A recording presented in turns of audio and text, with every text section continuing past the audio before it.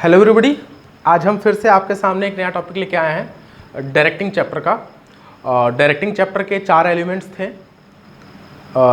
Motivation, supervision, leadership and communication. आज हम लोग लीडरशिप के बारे में पढ़ेंगे। तो सबसे पहले हम आपसे सवाल पूछना चाहते हैं, क्या आप एक लीडर हैं या क्या आपके अंदर एक लीडर की क्वालिटी है? इन सवालों का जवाब हम देंगे इस टॉपिक में। आज हम कौन कौन सा टॉपिक डिस्कस करने वाले हैं कि लीडरशिप क्या होता है, लीडरशिप स्टाइल क्या होता है, लीडरशिप के फीचर्स क्या क्या होते हैं और एक मैनेजर और लीडर में क्या क्या डिफरेंस होता है। तो आइए बिना टाइम वेस्ट किए स्टार्ट करते हैं। What is leadership? देखिए, लीडरशिप की हम बात करें तो सबसे पहले इस टॉपिक को स्टार्ट करने से पहले हम इंडिया के कुछ ग्रेट लीडर्स का नाम लेना चाहेंगे।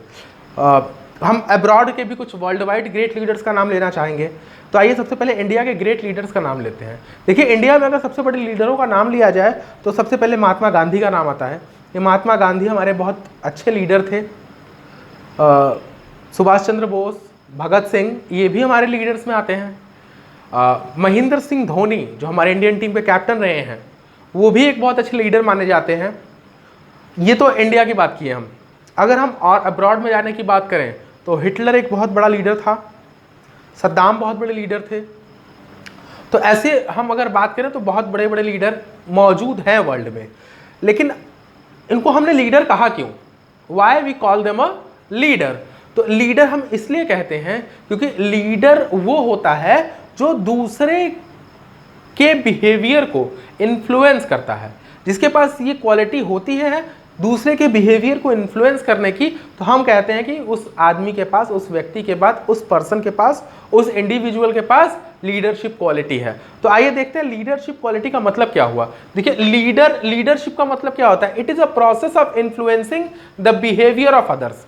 देखिए, महात्मा गांधी ने क्या किया था? अपने जितने फॉलोअर्स हैं, देखिए एक लीडर होता है जो एक फॉलोअर होता है, लीडर लीड करता है, जो उसको फॉलो करता है उसको फॉलोअर कहते हैं। तो महात्मा गांधी के पीछे सैकड़ों इंडियंस घूमा करते थे, चलते थे, उनको फॉलो करते थे। एग्जाम्पल दांडी मार्च, बहुत सारे आंदोलन रहे हैं, सत्याग्रह आंदोलन, उन्होंने लीड किया और सब लोगों ने उसको फॉलो किया।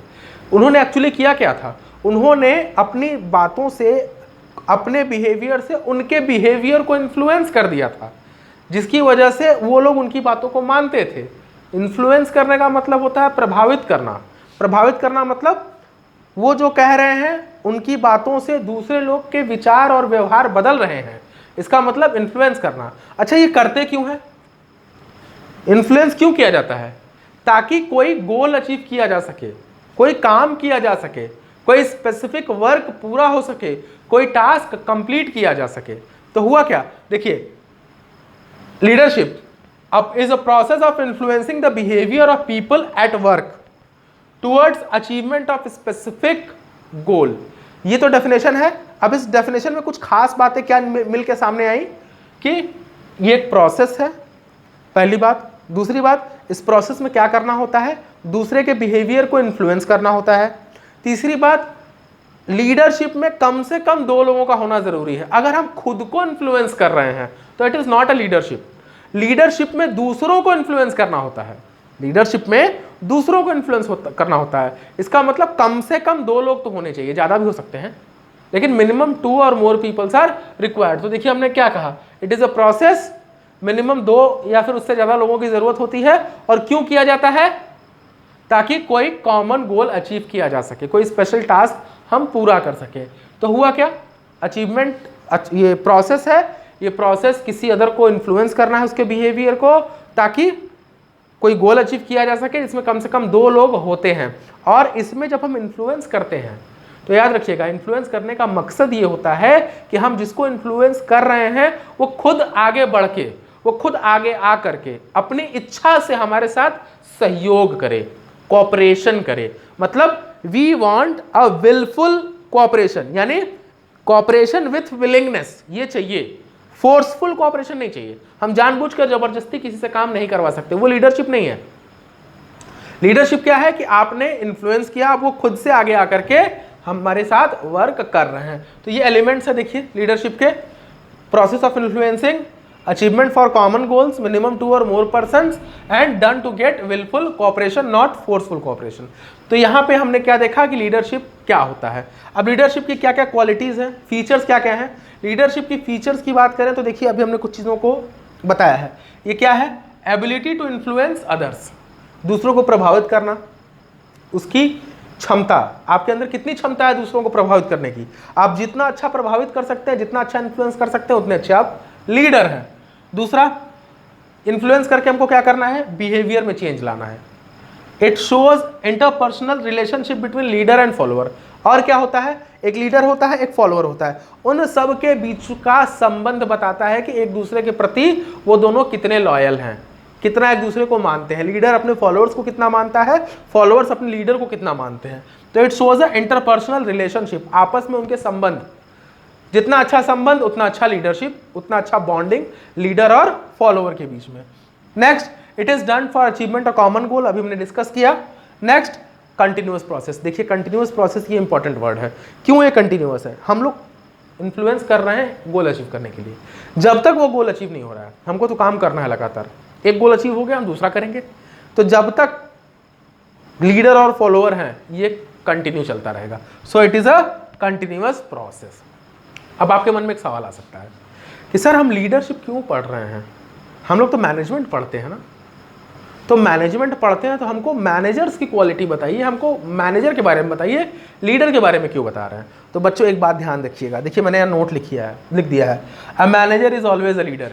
हर मैनेजर के अंदर एक लीडर होता है। अगर आप एक अच्छे मैनेजर हैं तो आपको एक अच्छा लीडर भी होना जरूरी है। अगर दूसरे हिसाब से देखें तो हर लीडर मैनेजर नहीं होता, हर लीडर मैनेजर नहीं होता। जरूरी नहीं है कि हर लीडर मैनेजर हो, लेकिन हर मैनेजर के अंदर लीडरशिप होनी चाहिए। हर मैनेजर एक लीडर होता है। सर थोड़ा और क्लियर करिए। तो और क्लियर करने के लिए हम क्या करते हैं कि आइए एक दूसरा टॉपिक हम देख लेते हैं कि difference between manager and a leader. तो आइए इस चीज को आप नोट कर लीजिए बोर्ड से। तो हम आप लोग को बता दें next topic, difference between manager and a leader.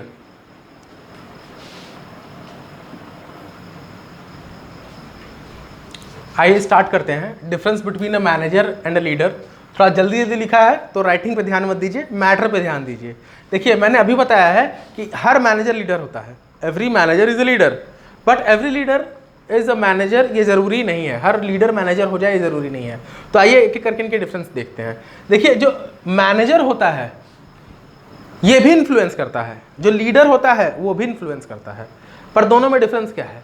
जब मैनेजर इन्फ्लुएंस करता है तो वो अपने सबऑर्डिनेट्स को करता है, अपने जूनियर्स को करता है, लेकिन जब लीडर करता है तो अपने फॉलोअर्स को करता है। अब दोनों में डिफरेंस क्या है, देखिए सबऑर्डिनेट्स इनफॉर्मल ऑर्गेनाइजेशन में नहीं फॉर्मल में होते हैं, लेकिन लीडर इनफॉर्मल ग्रुप्स में होते हैं। इनफॉर्मल का मतलब जरूरी नहीं है कि कोई संस्था या ऑर्गेनाइजेशन हो, एक आम पब्लिक, एक आम जनता का भी एक ग्रुप हो सकता है जिसका एक लीडर हो सकता है। एक कॉमन नीड वाले पीपल का भी एक ग्रुप हो सकता है, ऑर्गेनाइजेशन के अंदर भी हो सकता है, बाहर भी हो सकता है। इनफॉर्मल ऑर्गेनाइजेशन, इनफॉर्मल मतलब क्या होगा, जहां फ्रेंडली बिहेवियर, लव और अफेक्शन से होता है, ग्रुप बनता है। लेकिन फॉर्मल में क्या होता है, जहां रूल्स रेगुलेशंस बनते हैं। तो देखिए मैनेजर फॉर्मल में होता है जहां रूल रेगुलेशंस बनते हैं, लेकिन इनफॉर्मल में क्या होता है, जहां लोग लव अफेक्शन से एक दूसरे के साथ फ्रेंडशिप से बॉन्डिंग में रहते हैं। तो लीडर ऐसे ऑर्गेनाइजेशन में होता है, लेकिन मैनेजर ऑर्गेनाइजेशन में होता है जहां पे रूल्स रेगुलेशन होते हैं। तो ये फॉर्मल, लीडर इनफॉर्मल। दूसरा, मैनेजर को अथॉरिटी दी जाती है, उनको पावर दिया जाता है ऊपर से, इनके ऊपर जो हायर अथॉरिटीज होती है उनको पावर देती है कि जाइए, आपको हम अधिकार देते हैं कि आप जा करके सबऑर्डिनेट्स के बिहेवियर को चेंज करिए, उनको इन्फ्लुएंस करिए। तो इनको पावर कहां से मिला, इनको मिला अपने ऊपर से, अपनी अथॉरिटी से। लेकिन लीडर को कहां से मिलता है, लीडर को एक पावर मिलता है, जो इनके मेंबर्स हैं वो लीडर के ऊपर बहुत ज़्यादा ट्रस्ट करते हैं, फेथ करते हैं, उनको बहुत विश्वास होता है, बिलीव होता है। इस बिलीफ से, इस फेथ से, इस विश्वास से, इस ट्रस्ट से आपके पास एज अ लीडर पावर आती है कि आप उनके बिहेवियर को चेंज कर सकें। तो लीडर देखिए uses trust and faith, but manager use formal authority. Next, manager का मेन मकसद क्या होता है, क्यों इन्फ्लुएंस करता है, ताकि वो जिस संस्था में काम कर रहा है उस ऑर्गेनाइजेशन का जो गोल है अचीव कर सके। लेकिन लीडर क्या करता है, वो अपने ग्रुप का गोल अचीव करना चाहता है। जैसे महात्मा गांधी ने जब अगर इंडिया में सारे इंडियंस को अगर इन्फ्लुएंस किया तो उनका मकसद क्या था? उनका मकसद था कि हम सब मिलके इंडिपेंडेंस पा सकें, आज़ादी पा सकें। हम लोग जो अंग्रेजों का जो हम लोगों के ऊपर जो कमांड है उससे हम अपने आप को आज़ाद करा सकें। तो क्या हुआ? अचीवमेंट फॉर ग्रुप गोल और कॉमन गोल, जो सबकी ज़रूरत है, जो सबका मकसद है उसको पूरा करना, न कि संस्था का।